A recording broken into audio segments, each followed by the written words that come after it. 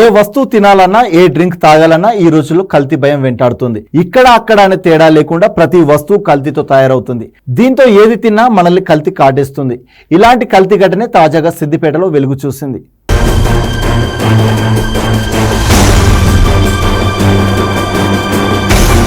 సిద్దిపేట జిల్లా కేంద్రంలోని నాసర్పుర కాలనీలో కల్తీ కలకలం రేపింది. కాలనీకి చెందిన రామంచ గణేష్ తన కూతురుకు మజా తీసుకురావడానికి పక్కనే ఉన్న కిరాణా జనరల్ స్టోర్ కు వెళ్లాడు.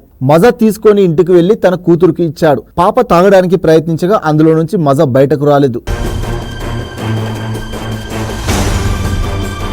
దీంతో ఆమె డాడీకి చెప్పింది. గణేష్ మజా మూత తీసి పరిశీలించగా అందులో గడ్డలు కట్టిన బూజు కనిపించింది. మజా రంగు కూడా పూర్తిగా నలుపు రంగులో ఉంది. దీంతో ఒక్కసారిగా కంగుతిన్న గణేష్ వెంటనే సంబంధిత షాపులోకి వెళ్లి యజమానిని నిలదీశాడు. ఆయన తనకేం తెలియదని అంతా డిస్ట్రిబ్యూటర్దేనని చెప్పాడు. ఎక్స్పైరీ డేట్ ఉన్న డ్రింక్ కల్తీ కావడంపై స్థానికులు ఆందోళన వ్యక్తం చేశారు.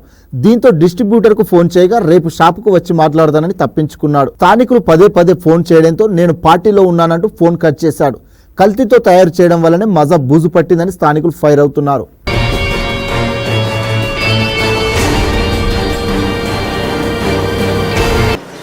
ఆర్డర్ తీసుకొని ఓన్లీ 2 days అవుతుంది. 2 days అవుతుంది. దీని ఎక్స్పైరీ డేట్ కూడా ఇంకా ఉంది. మరి ఇది ఎవల మిస్టేక్ అని మీరు అనుకుంటున్నారు?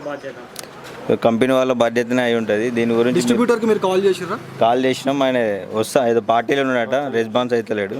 వస్తా అని చెప్పిండు.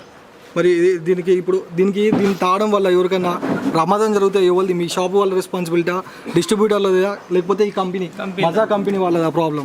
కంపెనీ వాళ్ళ ప్రాబ్లం ఉంటుంది. ఇప్పుడు మేమైతే తయారు చేసింది అయితే కాదు. వాళ్ళ బిల్లు కూడా ఉంది మన దగ్గర.